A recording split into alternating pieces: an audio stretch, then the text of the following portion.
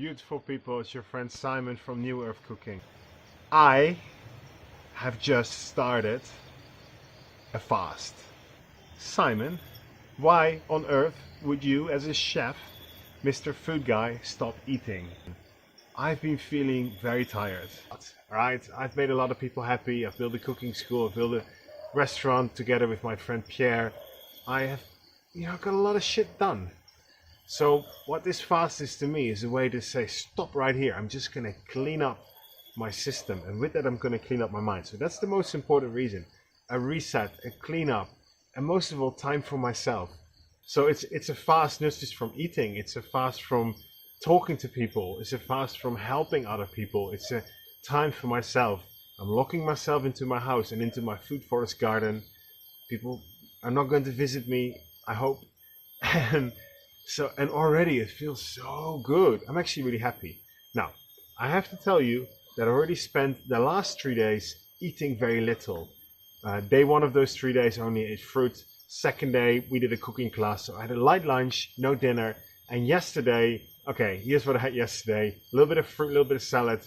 And so I woke up already feeling quite good, because in the last 3 days I've already felt a big detox happening. I've had headaches, questionable smells. So that's a good sign that my system is cleaning out. So today's been fairly easy.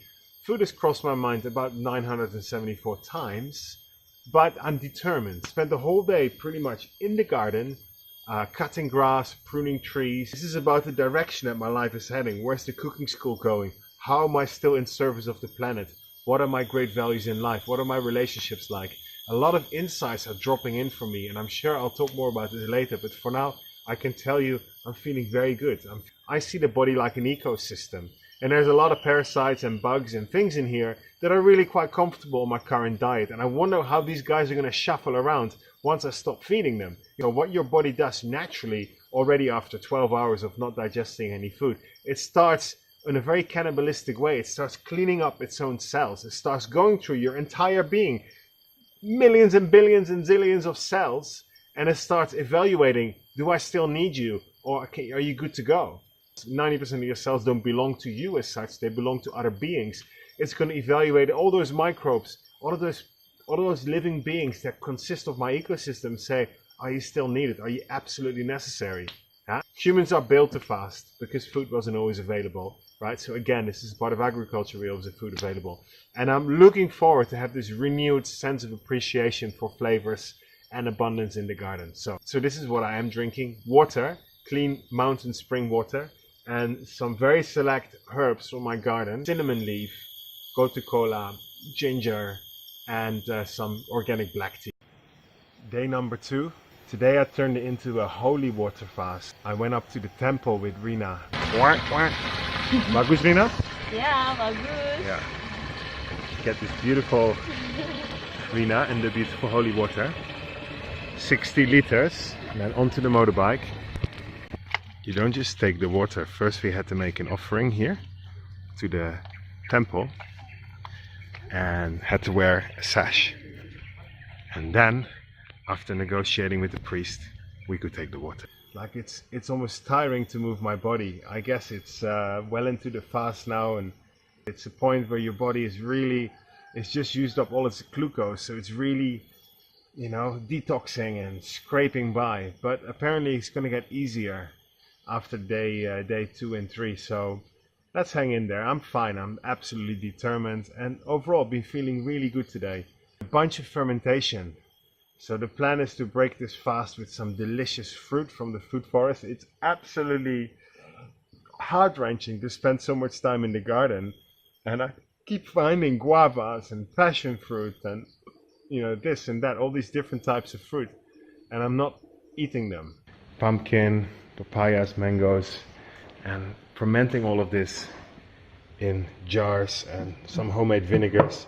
So the first thing we're going to be eating after breaking this fast is some beautiful fermented vegetables. Anka, how are you feeling on the second day? Feeling good actually. Yeah? Better than I expected. Better than expected. All good. The night was a little bit bumpy, definitely had some heart palpitations, some weird dreams, but woke up really early, 3 o'clock, did some meditation, went back to sleep. Happy days. See you tomorrow. Day number 3. Wow. It's been 72 hours since I had my last bit of food. And Kunyit has been so sweet to me. The whole day she's been close to me and hugging me, and she's a lot sweeter to me than normally. It's almost like she feels what I'm going through. Or maybe she likes me better when I don't eat. Maybe it's just that. But I tell you one thing, guys. Fasting is amazing. What I feel right now is something I just haven't felt before. I mean, I've never gone so long without food, but there's things happening in my body, like deep changes are happening already. Deep detoxification. Smell's pretty much gone. So we're good to go. Doing some nice yoga stretches.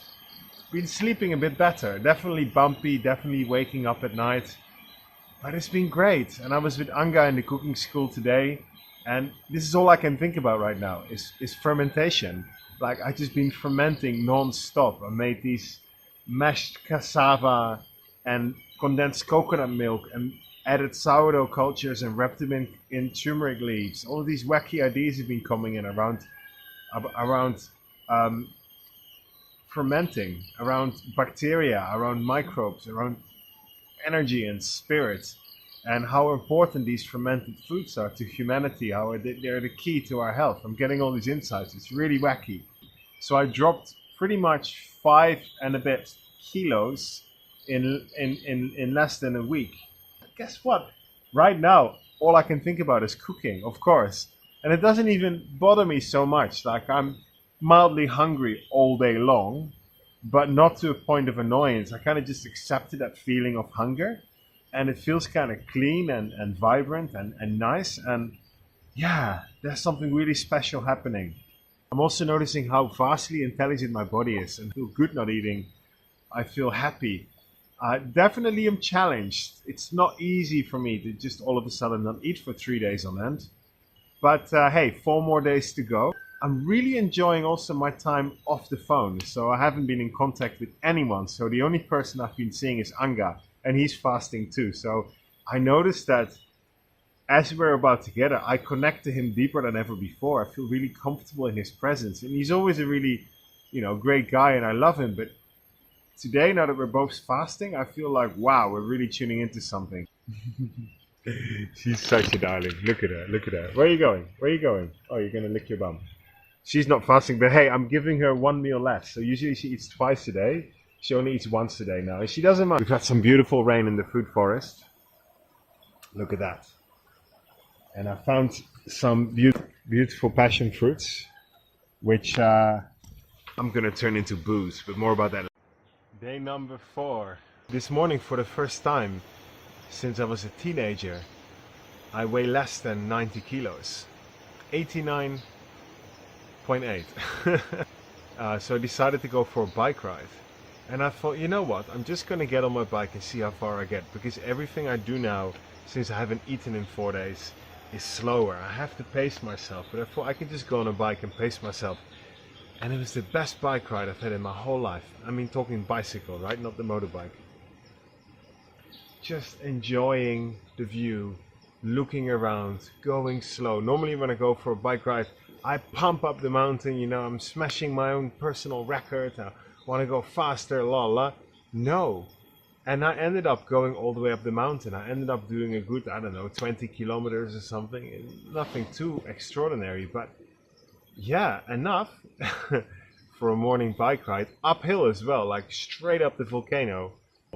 And incredible to notice that my body can still manage to go for a bike ride despite not eating for 4 days, because it tells me that food is important and food is beautiful and food will always be a part of my life. But this whole idea that you always have to eat, and unless you don't eat for a day, you're gonna drop dead if you don't eat for a day. It's not true.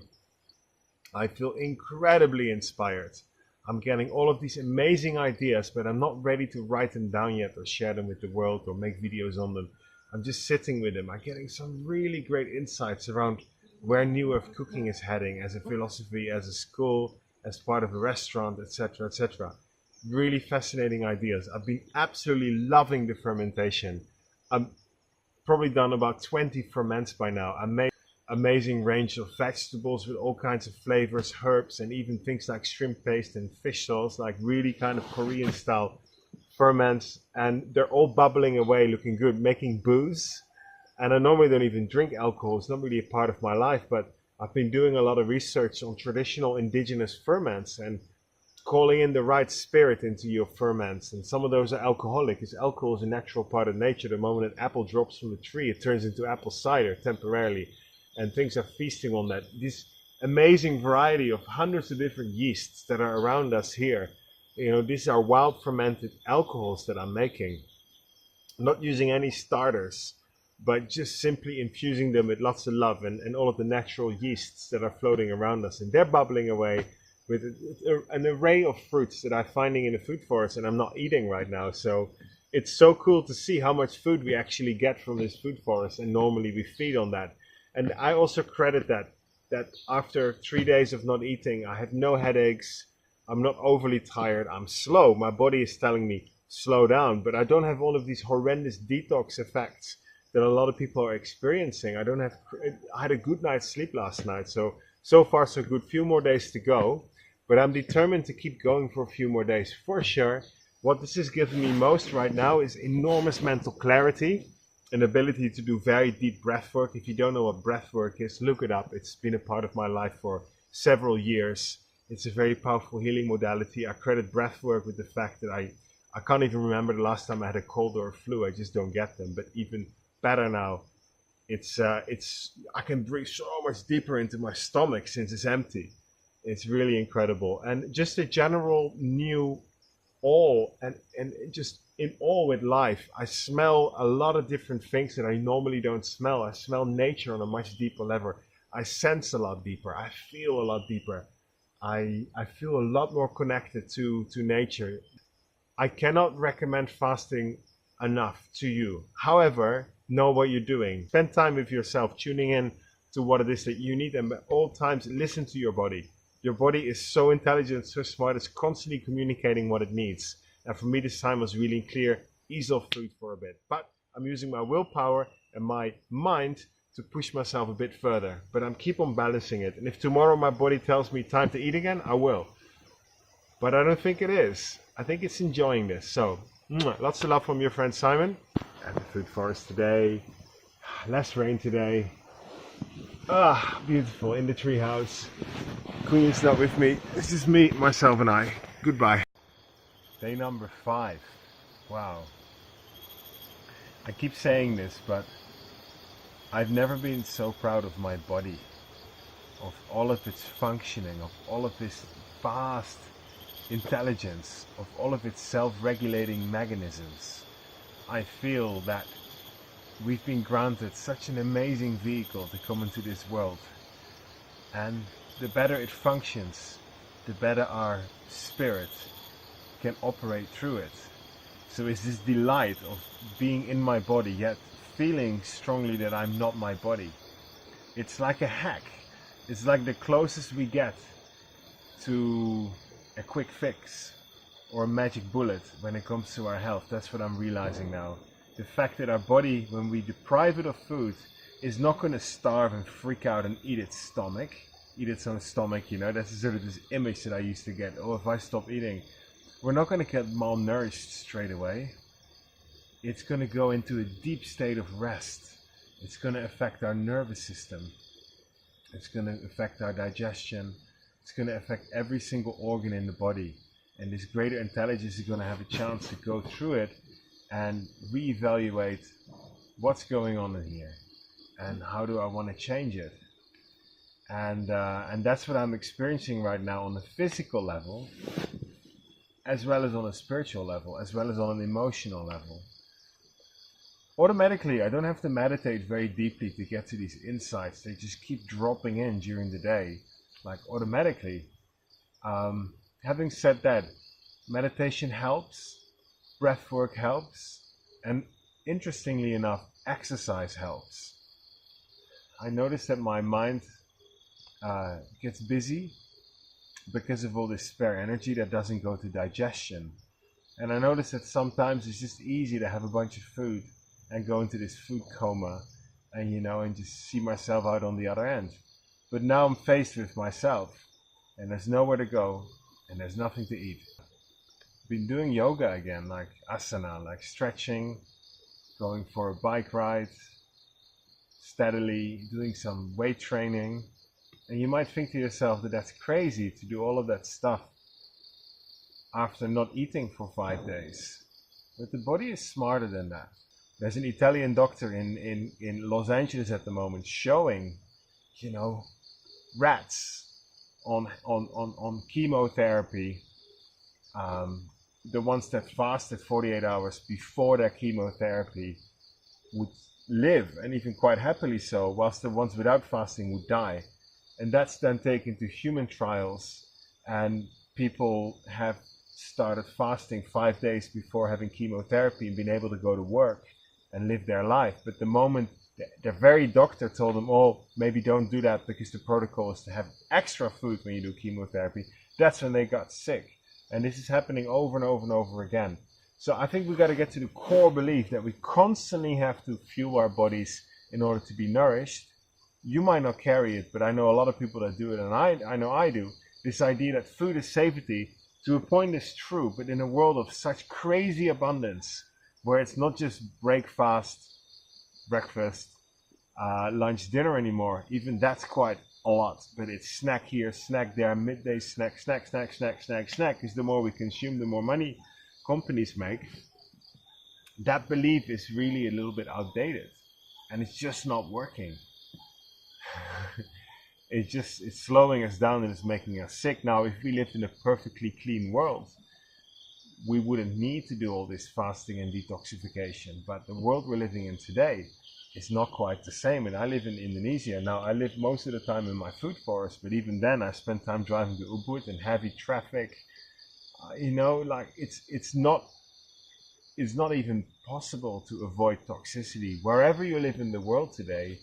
And I feel as humans, we now got to take greater responsibility in order to thrive still on this planet. So I'm wildly excited about fasting, and I'm reflecting on how busy I've been, and I've been running around with this urgency to save humanity. And I have to admit to you, I've been killing myself in the process. And the message is now for me to slow down and take care of myself before I start helping others. I'm always, to give you an example, I have been, and I still am, wanting to build a recycling center here in the village. But it came to me the other day, a couple days ago, that really represents my willingness to carry everyone's garbage. You see what I mean? Now, I'm still going to build this recycling center, but not anytime soon. Because the other message that's coming through for me is that I'm not carrying the weight of this whole world on my shoulders, even though sometimes I feel that way. I'm not. Everyone is doing their thing. That urgency I still feel, the suffering for the planet that I feel is still there. I'm in pain when I see planetary destruction, but at the same time, I'm coming to terms with it and coming to a place of trust where I think to myself, oh well, that is just how it is. And I'm just going to do my very, very, very best. And that starts by taking really good care of myself, showing up, and the people who want to join me, I allow them in. But I don't need the whole world to approve of me. I don't need the whole world to follow me. If it resonates, do click that like button. It is nice when people give you a little bit of, hey, good on you, keep going kind of thing. But if not, more and more and more, I feel so at peace with that. Day number 6. I am so clear on the immediate future of everything that's happening now. I'm so clear on my mission, my goal, my purpose. And most of all, I'm really clear on myself and how rushed I've been, how almost abrupt I've been in life on this mission to save humanity or whatever, on this mission to change the way we treat the planet. I get a bit too carried away. I get a bit too struck. I think I explained this yesterday, and I'm realizing now I got to soften up a little bit around this, and I got to go slower and be more patient, even though it's hard sometimes, and just have a bit more trust that it's all working out perfectly. And by taking time, it just allows for beautiful things to happen. And the other thing is, I picked up my phone the other day and I'm like, oh, I got to check for some messages or something. And I'm like, oh no, Oh no, there's no Wi-Fi, no internet, and no mobile data. This phone is off. I just use it for, I have a few selected songs downloaded on it that I play. Really kind of soothing music. That's all I've been listening to. And I realize how much stress my phone is giving me, how those apps are developed to distract me, to grab my attention constantly, to make me worry about checking my phone. I mean, these apps are consciously designed to do that. Thank you. Day number 7, easy. Next time we go 14 days, yeah? Oh, God. Nothing to add.